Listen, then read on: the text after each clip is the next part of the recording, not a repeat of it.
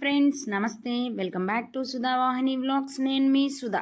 Evening టైంలో tea time స్నాక్గా అందరూ ఇష్టపడే బేకరీ స్టైల్లో స్వీట్ బన్స్ని ఎలా ప్రిపేర్ చేయాలో చూసేద్దామా? వీడియోలో చెప్పిన విధంగా క్వాంటిటీని బట్టి మెజర్మెంట్స్ని ఫాలో అవ్వండి, బన్స్ బాగా వస్తాయి.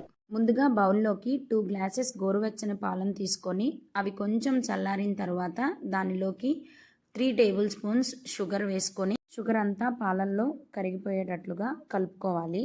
షుగర్ కరిగిపోయిన తర్వాత అదే బౌల్లోకి ఇన్స్టాంట్ యాక్టివ్ డ్రై ఈస్ట్ని తీసుకొని 2 స్పూన్స్ కలపాలి.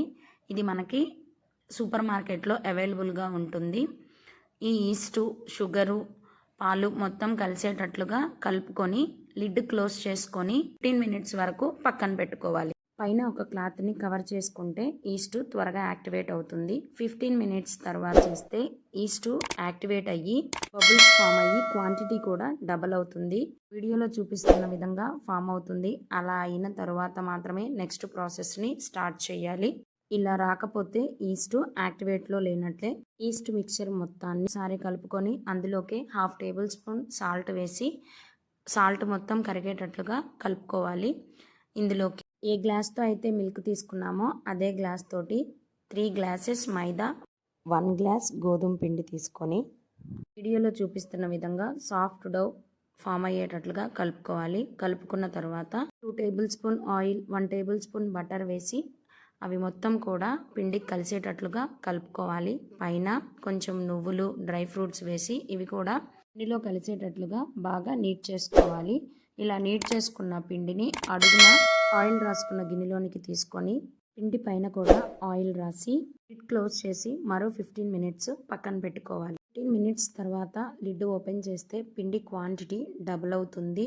ఈ స్టేజ్లో పిండిని మరొకసారి నీట్ చేసుకొని పిండి మొత్తాన్ని 2 పార్ట్స్గా చేసుకొని వీడియోలో చూపిస్తున్న విధంగా ఒక పార్ట్ని చాకుతో 6 బన్స్ వచ్చేటట్లుగా కట్ చేసుకోవాలి.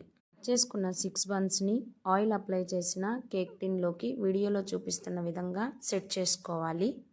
బన్స్ని సెట్ చేసుకున్న ఈ కేక్ మౌల్డ్ని లిడ్ క్లోజ్ చేసుకొని మరో 10 మినిట్స్ పక్కన పెట్టుకోవాలి. 10 మినిట్స్ తర్వాత లిడ్ ఓపెన్ చేసుకొని బన్స్ పైన ఆయిల్ అప్లై చేసి ప్రీహీట్ చేసుకున్న కడాయిలో లో ఫ్లేమ్లో 40 to 45 మినిట్స్ బేక్ చేసుకోవాలి. 5 మినిట్స్ తర్వాత చాకును కానీ టూత్పిక్ను కానీ గుచ్చితే క్లియర్గా వస్తే మనకి బన్స్ మొత్తం కుక్ అయినట్టే.